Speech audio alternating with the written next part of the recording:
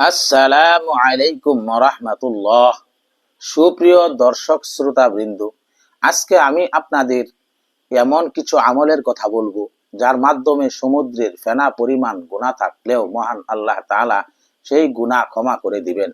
রাসূলুল্লাহ সাল্লাল্লাহু আলাইহি ওয়াসাল্লামের 3টি হাদিস দ্বারা প্রমাণিত হয় যে খুব কম সময়ে এবং সহজ কিছু জিকিরের মাধ্যমে মহান আল্লাহ রাব্বুল আলামিন তার প্রিয় বান্দার সমুদ্রের ফেনা পরিমাণ গুনাহ থাকলেও সেটি ক্ষমা করে দিবেন। বিস্তারিত জানতে ভিডিওটি না টেনে শেষ পর্যন্ত দেখতে থাকুন।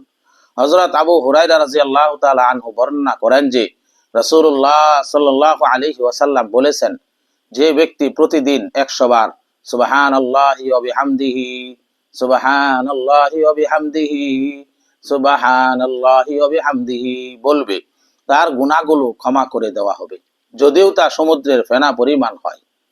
অন্য একটি হাদিসে বর্ণিত হয়েছে, হযরত আবু হুরায়রা রাদিয়াল্লাহু তাআলা আনহু বর্ণনা করেন, রাসূলুল্লাহ সাল্লাল্লাহু আলাইহি ওয়াসাল্লাম বলেছেন, যে ব্যক্তি ফজরের নামাজের পর সুবহানাল্লাহ 100 বার সুবহানাল্লাহ সুবহানাল্লাহ সুবহানাল্লাহ এবং লা ইলাহা ইল্লাল্লাহ লা ইলাহা ইল্লাল্লাহ লা ইলাহা ইল্লাল্লাহ 100 বার বলবে, তার গুনাহসমূহ ক্ষমা করে দেওয়া হবে, যদিও সমুদ্রের ফেনা পরিমাণ হয়। নাসাই।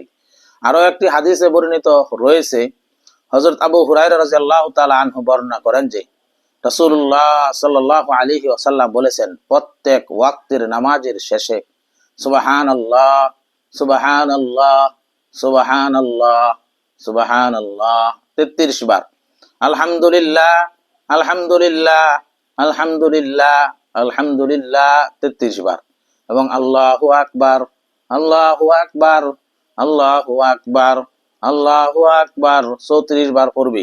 তারপর বলবে, লা ইলাহা ইল্লাল্লাহু ওয়াহদাহু লা শারীকা লাহু লাহুল মুলকু ওয়া লাহুল হামদু ওয়া হুয়া আলা কুল্লি শাইইন কাদির। লা ইলাহা ইল্লাল্লাহু ওয়াহদাহু লা শারীকা লাহু লাহুল মুলকু ওয়া লাহুল হামদু ওয়া হুয়া আলা কুল্লি শাইইন কাদির।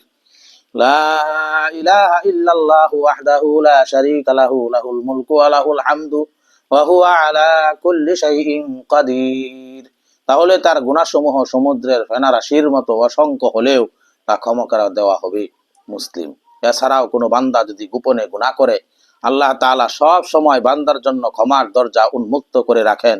তাই আমাদের সবার উচিত ইসলামী বিধিবিধান মেনে চলা, গুনাহ থেকে বেঁচে থাকার চেষ্টা করা এবং অন্যকে ইসলামী বিধান মেনে চলার জন্য উৎসাহিত করা।